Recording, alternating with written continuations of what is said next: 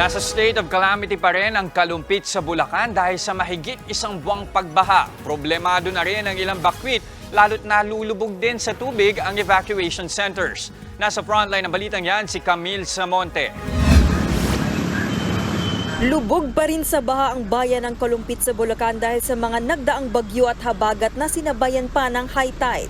Karamihan sa mga residente ng Barangay San Miguel umaangal na dahil higit isang buwan ng mataas ang tubig sa kanilang lugar. Problemado rin sila dahil may oras lang ang mga bangka, kaya no choice na raw sila kundi lumusong sa baha kapag kailangan nilang lumabas ng bahay. Lubog lahat ang gamit. Wala na kami na salban. Sa loob namin hanggang dito. Pag lumaki hanggang sa pinto namin, lagpas tao.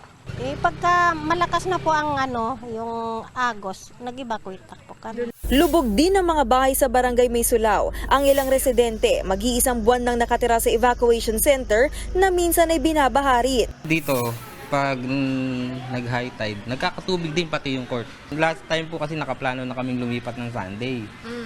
Tapos, dumating na naman yung bagyo, lumalim na naman yung tubig.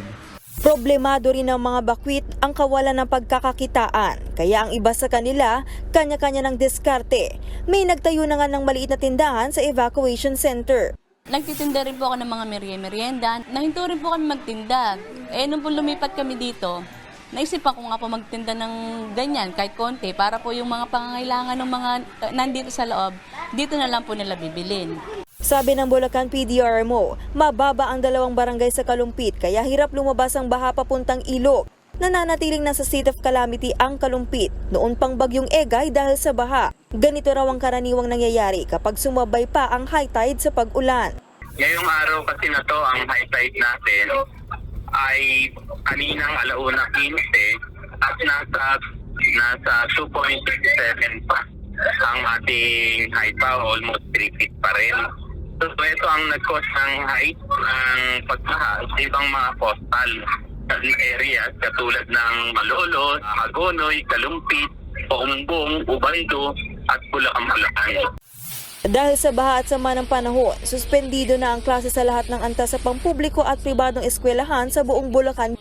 Nagbabalita mula sa Frontline, Camille Samonte, News 5. Mga kapatid, Jess De Los Santos po, huwag magpauli sa mga umaaksyong balita at napapanahong issue sa bansa. Para sa mas malawak na balitaan, mag-subscribe at mag-follow sa social media pages ng News 5.